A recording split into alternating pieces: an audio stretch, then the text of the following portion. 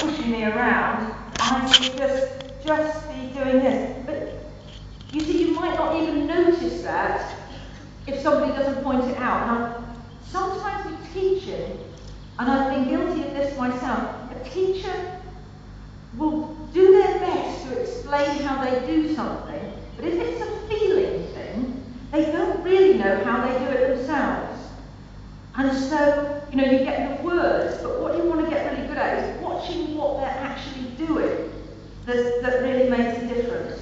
Okay, so I'm going to unclip now, and it's Coco, isn't it? And I'm going to ask Coco to go away. And you're... It's fine, and move him on. And he just came in the pen for 3 minutes this afternoon, just to make sure he was comfortable in here, that he's sound. And so we could choose the horse that we're going to look at using the demonstration. There was only one other young starter who was very nice as well, but we just prefer Coco tonight. Okay.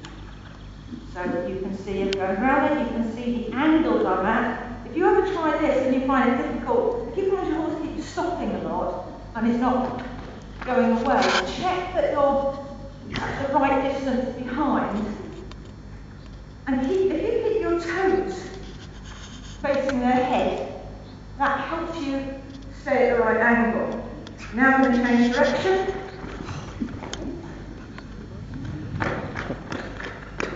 And move him around there. Okay. And you can see there, Coco already. I don't know what we've got. We've got speakers around there. Just look and all the different obstacles. Move him on there. I want to be controlling this direction. Good. And we get the ear on from time to time, but then he's looking at different things as well. So I'll keep working here. Change direction once more. He's going to be a little tricky when I come to long on him, because he keeps turning in on me. But I'll have to get him to understand how the pressure works. I won't be putting a bit on him tonight. Just move him on now. He's nice and relaxed. And what I'm going to do, we'll see if we can get this lowering of the head if I take this pressure off. So you see the neck relaxing a little bit, but not coming right down, because there's so much room to look at, the young horse. I'll move him on again. I just keep trying to get him to relax and really pay attention. And he's sort of looking out the door there and in the distance.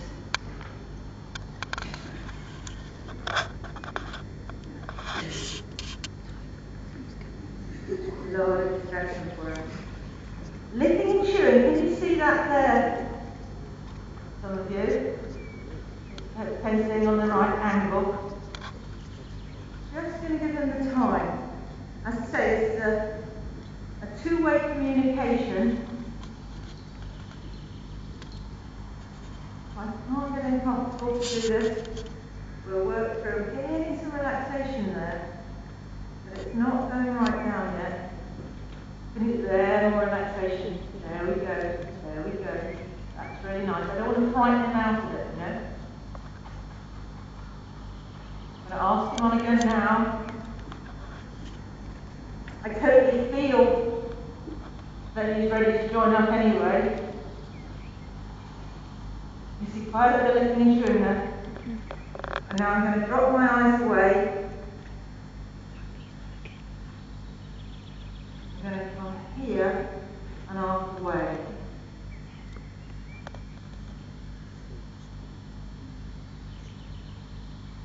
Very clever, aren't it? Not very clever. Okay, now give him a lovely rub and tell him how good he is. Even though he's distracted, his mind is a little bit elsewhere, but his body is taking him with me. And now I've got to walk with lots of confidence. This is one of the hardest things for students when they come on the horse, because it's hard to work with lots of confidence when you don't really know how it's going to happen.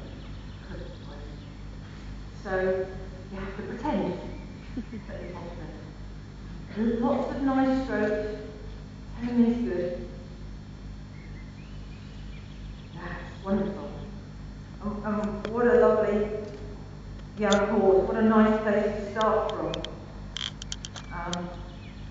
The owner's done such a nice job. One of the was just the groundwork that she's been doing with him, so he's in a totally trusting place. Some horses, the question that I was asked the other night is, how many join-ups does a horse need? Some horses, like him, one join-up is fantastic, and it's really proven that he's already really good with humans, and that's wonderful. Some horses, it's still quite, after one join-up, you're not quite there, and you'll see with the other horses tonight, it might be 2 or 3. Some horses maybe 4 join-ups, but you don't just carry on. If you haven't got the connection in 3 or 4 goes, on different days, you try again. You try something different. You work leading or something like that. There are horses that join-up isn't suitable for. That might be the king tune here. For instance, bottle-reared foals that really don't know their own language. Now, this is interesting. He's ticklish, and I can feel he's ticklish here, because if you're going to ride a horse, you don't want to be able to touch them all over. And actually, with a young horse, or any horse really that's ticklish, the worst thing to do is that sort of thing. So, probably wasn't a good idea. Sorry, Rosie. That's the thing that's worse. If you've got ticklish feet, it's awful if somebody does that to you. Sorry, that side you can see, but trust me, I think I'm sorry. What you need to do is try and massage the area. I only touched him very lightly, and now he's like, oh, I don't like that. So I'm really going to give him a bit of the massage area. It's quite interesting how a lot of what we do is counterintuitive. You think that if a horse moves away, what we tend to do is then we move